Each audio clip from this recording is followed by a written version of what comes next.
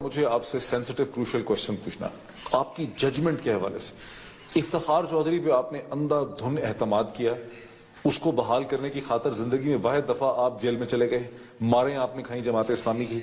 नजम सेठी साहब आपको मिलने आए, आपने उनको नो ऑब्जेक्शन सर्टिफिकेट दे दिया। अब आप कहते हैं इफ्तिखार चौधरी ने डीआरओ को साथ ये किया, नजम सेठी ने 35 पंक्चर लगाए।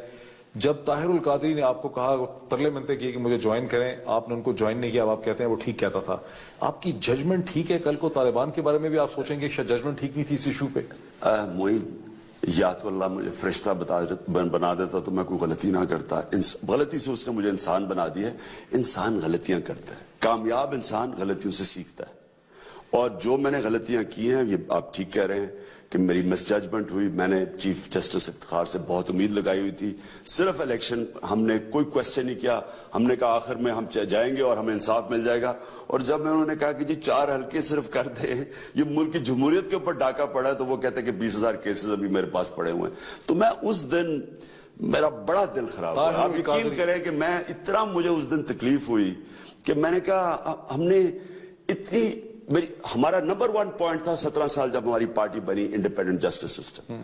यानी सबसे पहले मैं सड़कों पे निकला। मुझे इतनी तकलीफ हुई कि इतना बड़ा पाकिस्तान में डाका मारा गया है, लोग पहली दफा वोटर सड़कों पे आ गए हैं। कभी भी मैं तो बिस्तर में था, लोग सड़कों पे आ गए। बेचारी ज़ारा हुसैन का कत्ल हुआ, उन्होंने शहीद जमहूरियत के लिए हुए, और वो मुझे कहते जी 20,000 केसेस पड़े हैं। शराब की बोतल के ऊपर तो आपने 100 मोटर एक्शन ले लिया। और बस लास्ट है बिल्कुल। नहीं, मुझे तो, मैं खान साहब, आपने इससे पहले ये कहा कि मैं कंसिस्टेंटली एक बात कह रहा हूं। गांधी ने कहा था कोई चीज कंसिस्टेंट नहीं होती, हालात चेंज होते रहते हैं, आपका व्यू चेंज होता रहता है। कोई ऐसी सूरत हाल है जो आएगी जिस पे आप कहें ये अब रेड लाइन क्रॉस हो गई है, जो आप कह रहे हैं कि तमाम हुज्जतें पूरी कर लें, वो हुज्जतें हो गई पूरी? क्या ऐसी बात वो करेंगे जिससे आपको लगे कि मुझे अगर ये लगे ना कि मेरे मुल्क के ऊपर कोई चीज, किसी चीज कोई मुसल्लत कर रहा है, कोई अपने व्यूज मुसल्लत कर रहा है, मैं खुद खड़ा हूंगा बंदूक लेके इस मुल्क को बचाने के लिए। मैं सिर्फ क्योंकि वो इलाका जानता हूं, मैं उसकी तारीफ पढ़ी हुई है, मैंने किताब लिखी हुई है उसके ऊपर।